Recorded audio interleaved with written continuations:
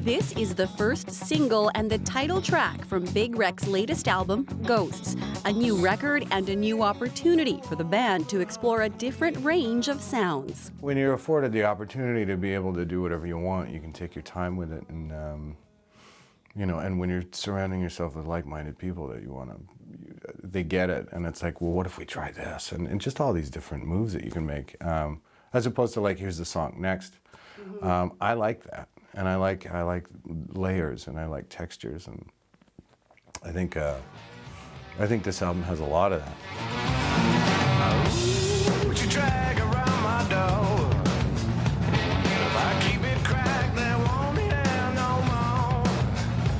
But the signature sound that fans have followed is still there. Even after Big Rec disbanded in 2002, Ian went on to start a new band, Thornley, which also produced hit songs like So Far, So Good.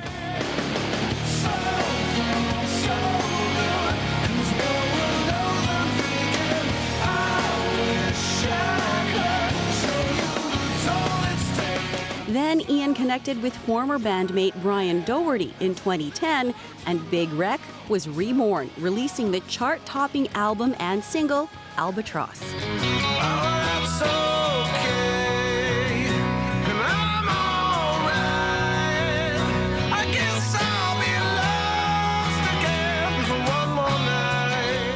So is this incarnation of Big Rec much different from the first round? Oh yes, I think the vibe, the vibe in the band is certainly a lot different. We're a lot more easygoing. Everybody's in a better mood a little more often. It's just sort of appreciating things a little more.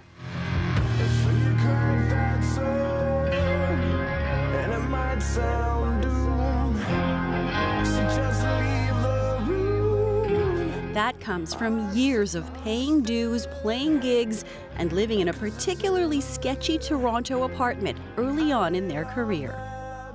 And it was above a fish market. It was horrible. It smelled so bad in there. It was just awful, and the four of us were like, I think we each had a mattress on we'd go a couple days without eating. It was one of those kind of scenes, like it was bad. And I'll never forget the smell and the roaches, and it was a nightmare. But that's how you earn your stripes, I suppose. And he recalls one time when bandmate Forrest Williams provided much needed help. I think it's him walking down the street and having friends of mine say, like, what's wrong, man? Your lips are blue. I'm like, I haven't eaten in a couple days. At one point, Forrest ordered me a pizza from Boston. He'd gone home for some reason, and then he ordered me because he could remember the pizza number. So he phoned them from Boston and ordered me a pizza. I'm so grateful. Just cherished each slice. It was a time when playing music didn't pay the bills, so Thornley even tried his hand at construction work. And I tried it, and it was horrible. I was terrible at it. And they would laugh at me and haze me. I couldn't swing a hammer properly. Yeah. It was bad. It was, call me a Nancy and stuff like that. So, Stick to the music? Exactly. I'll stick to, making lovely noises. Yeah, it's more my thing. Years later, Thornley would go from starving rocker to husband and father. You come back and you made your roots here in Toronto. Yeah. Why'd you do that? I've always had an affinity for the West End, and my brother lives in the West End, my dad lives in the West End, so it's kind of where we've always been.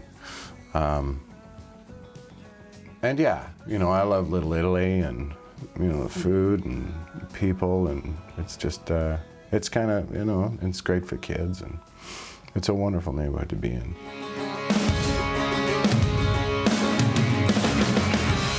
Make no mistake, with Big Rec's latest album and upcoming tour, the band and its lead singer plan to rock on for much longer.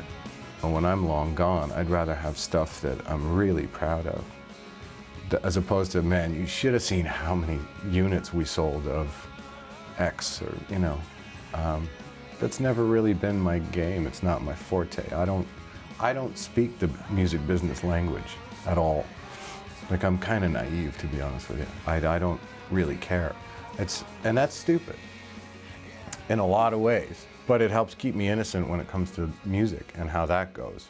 And I speak that language very well and very fluently, and that's what inspires me. So how do you beg for what's your own? Kick the beat.